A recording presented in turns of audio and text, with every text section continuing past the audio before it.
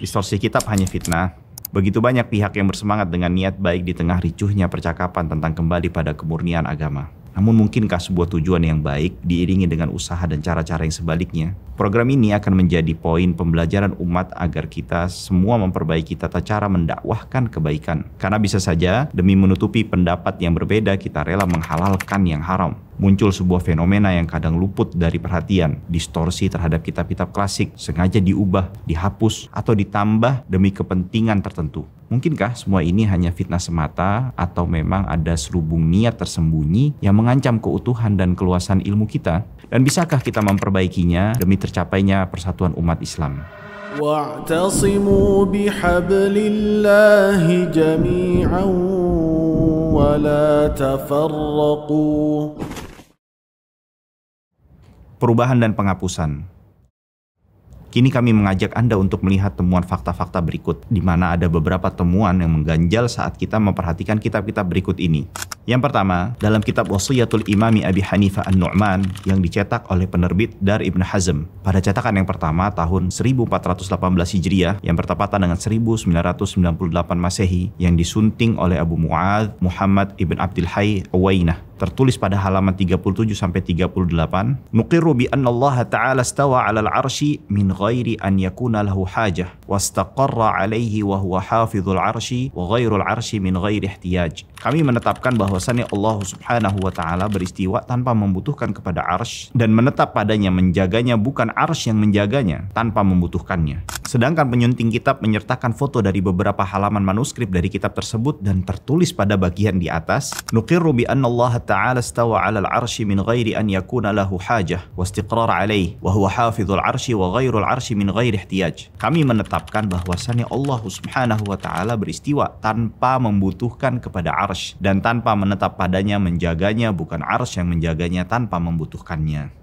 Yang kedua, pada kitab Mukhtasar Tabaqatil Hanabilah karya Syekh Jamil Asy-Syatti, kitab ini memiliki dua cetakan. Yang pertama, dicetak pada percetakan At-Taraqi di Damaskus pada tahun 1339 Hijriah. Yang kedua diterbitkan oleh Darul Kitabil Arabi, disunting oleh Fawwas Az-Zamarli. Cetakan pertama kitab tersebut dicetak pada tahun 1406 Hijriah yang bertepatan 1986 Masehi. Kitab tersebut berisi penjelasan singkat mengenai biografi para ulama yang bermadzhab Hanbali sampai kepada era penulis. Di kedua cetakan tersebut dimasukkan di dalamnya biografi Muhammad ibn Abdul Wahhab. Akan tetapi, pada bagian tersebut terdapat perbedaan pada kedua cetakan tersebut. Pada cetakan pertama, penulis membawakan perkataan para ulama yang mencela dan mengecam dakwah yang dilakukan oleh Syekh Muhammad bin Abdul Wahhab, seperti ucapan kakek dari penulis kitab, yaitu Syekh Hasan Asy-Syatti ketika menjawab surat yang dikirimkan oleh salah seorang pengikut Muhammad bin Abdul Wahhab kepada beliaunya, yang diantara isinya, "Aku telah mempelajari surat ini yang berisikan vonis sesat dan kafir kepada kaum muslimin dan juga menghalalkan darah-darah serta harta-harta kaum muslimin. Surat tersebut juga berisikan nukilan perkataan para imam yang mereka kira ucapan tersebut mendukung pendapat mereka, yang hakikatnya mereka sedang mengada-ada dan membuat kebohongan yang besar. Semoga Allah memburukkan wajah orang yang menghimpunnya dan memperlakukan mereka dengan perlakuan yang buruk." Dan juga terdapat di dalam cetakan tersebut mensifati pengikut Muhammad bin Abdul Wahhab betapa serupanya mereka dengan Khawarij yang memberontak kepada Ali bin Abi Thalib. Berbeda dengan cetakan yang setelahnya, di mana terdapat perbedaan dan hal yang janggal dari cetakan yang sebelumnya. Pada bagian biografi Muhammad bin Abdul Wahhab, di mana editor membuang tulisan dari penulis aslinya dan menukil dari kitab yang lainnya yang membahas tentang Muhammad bin Abdul Wahhab sebagaimana yang dia tuliskan di catatan kaki. Hadhihi tarjamatu manqulatun min kitabi ulama'i Najd khilal sittati qurun li fadilati Syekh Abdullah bin Abdurrahman ibn Salih Al-Bassam. Isi dari biografi ini kami kutip dari buku ulama Najd khilal sittati qurun karya Fadilatul Syekh Abdullah ibn Abdurrahman bin Salih Al-Bassam, jilid 1 halaman 25 sampai halaman 26. Isi dari biografi Muhammad bin Abdul Wahhab pada cetakan ini berbeda 180 derajat dengan cetakan yang sebelumnya, yang di cetakan pertama cukup banyak ucapan berisikan kecaman dan celaan kepada Muhammad bin Abdul Wahhab. Namun pada cetakan kedua berubah menjadi pujian dan sanjungan kepada Muhammad ibn Abdul Wahhab. Yang ketiga, pada kitab Al-Fawaid Al-Muntakhabat fi Syarhi Akhsaril Mukhtasarat karya Syekh Uthman ibn Abdullah ibn Jami' Al-Hanbali, cetakan Dar Ar-Risalah Al-Alamiyah yang disunting oleh Abdus Salam ibn Barjas Al-Abdul Karim. Penyunting dengan sengaja menghapus beberapa kalimat penulis yang berisikan kecaman dan bantahan penulis kepada Muhammad bin Abdul Wahhab seperti yang dijelaskan oleh penyunting sendiri di jilid 1 halaman 11 sampai 12. Adapun akidah dari penulis, maka dia termasuk sosok yang kontra terhadap dakwah perbaikan, dakwah kebenaran yang dilakukan oleh Syekhul Imam, Syekhul Islam Muhammad ibn Abdul Wahhab. Lalu penyunting melanjutkan ucapannya di mana penulis di kitab salat pada halaman 207 mengatakan Muhammad bin Abdul Wahhab sebagai pelaku kezaliman dari daerah Al-Arid, dan aku telah membantah pernyataan penulis di halaman tersebut sehingga tidak perlu lagi untuk mengulanginya di sini. Hal ini menunjukkan akan kegoncangan akidah yang dimiliki oleh penulis, karena siapa saja yang kontra terhadap Muhammad bin Abdul Wahhab, hakikatnya dia akan kontra dengan apa yang dijelaskan dan diterangkan oleh beliau dari akidah Ahlus Sunnah wal Jamaah. Dan celaan kepadanya, yaitu maksudnya akidah Ahlus Sunnah wal Jamaah, menunjukkan akan buruknya akidah pencelanya.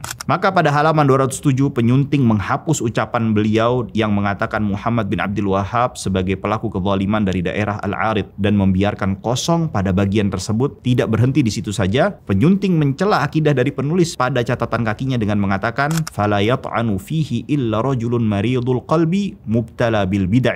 Tidak ada seseorang yang mencelanya, yaitu Syekh Muhammad bin Abdul Wahhab, melainkan seseorang yang memiliki penyakit pada hatinya dan sedang mendapatkan musibah dengan berbagai macam bentuk bid'ah.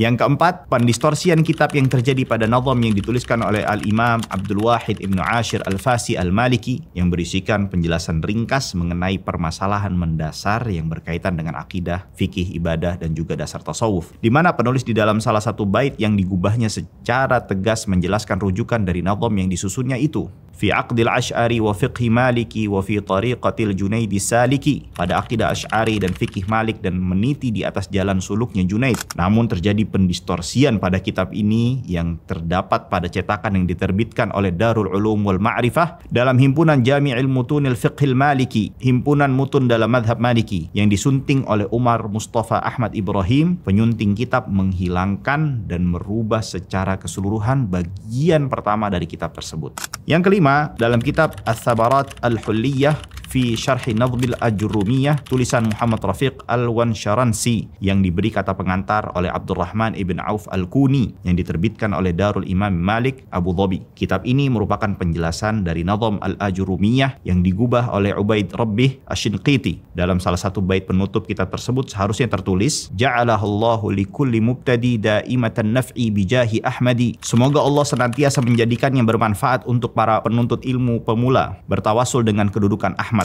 Namun, pensyarah kitab tersebut secara terang-terangan mengatakan di penjelasannya telah mengubah dari bagian bait tersebut yang menurut penulis bertentangan dengan akidahnya para salaf. Dan telah diketahui pada bait ini terdapat tawasul yang menyelisihi akidahnya para salaf kami yang semoga Allah Subhanahu wa taala senantiasa meridhai mereka. Maka dari itu, aku hapus dan aku gantikan dengan tawasul yang disyariatkan, yaitu tawasul dengan kecintaan kepada Nabi Muhammad sallallahu alaihi wasallam. Rujuklah ke karya seorang al-allamah al-muhaddits al-faqih Muhammad Nasiruddin Al-Albani yang berjudul At-Tawassul, jenis-jenisnya dan hukum-hukumnya yang tidak ada bandingannya dalam bab ini. Itulah perkataan Muhammad Rafiq Al-Wansharansi.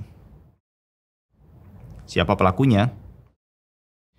Tentu akan timbul pertanyaan, siapa pelakunya? Apa motif di belakang hal ini semua? Tentu tidak mudah bagi kita semua untuk bisa menuduh orang per orang, akan tetapi yang bisa kita ketahui, fenomena distorsi terhadap buku-buku ulama sudah pernah dilakukan sejak dahulu. Dan Imam Tajuddin As-Subki menjelaskan kelompok dan latar belakang mereka yang melakukannya. Berkata Al-Imam Tajuddin As-Subki dalam salah satu karya beliau yang fenomenal, Tabaqat Asy-Syafi'iyah Al-Kubra pada jilid 2 halaman 19. Kondisi sebagian kelompok Mujassimah di zaman kami sampai kepada menyalin penjelasan yang dituliskan oleh Syekh Muhyiddin An-Nawawi atas kitab Sahih Muslim dan menghapus dari penjelasan beliau terhadap hadis-hadis yang membicarakan sifat-sifat Allah. Sesungguhnya Al-Imam An-Nawawi berada di atas jalannya Al-Imam Al-Asy'ari dalam hal akidah. sehingga penyalin tidak memiliki kemampuan untuk menyalin kitab sebagaimana yang dituliskan oleh penulisnya. Dari apa yang disampaikan oleh Al-Imam Tajuddin As-Subki mengenai pelaku dan motif yang mendorong para pelaku pendistorsian terhadap kitab Al-Imam An-Nawawi yang tadi disebutkan, kita bisa mengambil sebuah benang merah di dalamnya bahwa fanatik kepada sebuah kelompok atau satu pendapat ditambahnya kurangnya takwa dan ilmu menjadi sebab terbesar yang melatar belakangi terjadinya hal-hal tersebut. Dan poin pentingnya adalah sikap fanatik buta seringkali menuntun jemari menghapus kebenaran tanpa rasa bersalah.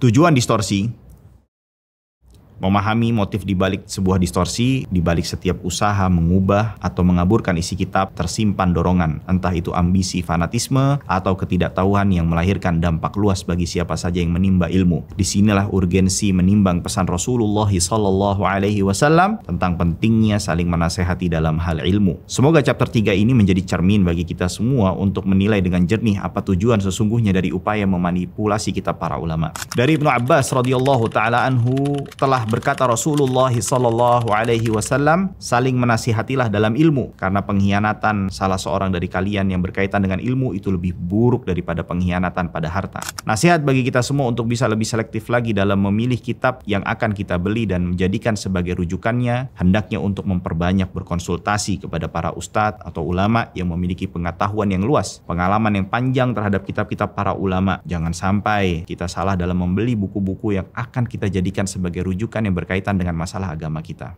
Berikut beberapa ulama yang menyinggung keharaman atau bahaya mengubah isi kitab. Yang pertama, Al-Imam Tajuddin As-Subki, di mana beliau berkata, hal ini menurutku termasuk ke dalam dosa besar karena masuk ke dalam merubah syariat dan membuka pintu untuk menghilangkan kredibilitas pada karya-karya ulama. Semoga Allah Subhanahu wa taala memburukkan dan menghinakan orang-orang yang melakukannya. Yang kedua, dikisahkan dari Sulaim bahwasannya Al-Mahamili ketika menuliskan karya-karyanya seperti Al-Muqni', Al-Mujarrad dan yang lainnya yang dia ambil daripada komentar ustadznya Al-Imam Abu Hamid Al-Isfarayini. Lalu ketika ustadz beliau melihat karya tersebut, maka beliau berkomentar, dia memotong-motong ucapanku, semoga Allah Subhanahu wa taala memotong juga umurnya. Doa syekhnya Al-Mahamili pun terkabul, tidak berselang lama kemudian dia pun wafat. Yang ketiga, berkata Al-Hafidh Ibnu Hajar Al-Asqalani, tidak diperbolehkan dengan sengaja merubah redaksi hadis apapun kondisinya. Begitu juga meringkas dengan menguranginya dan mengubah kata dengan kata yang lainnya yang semakna, kecuali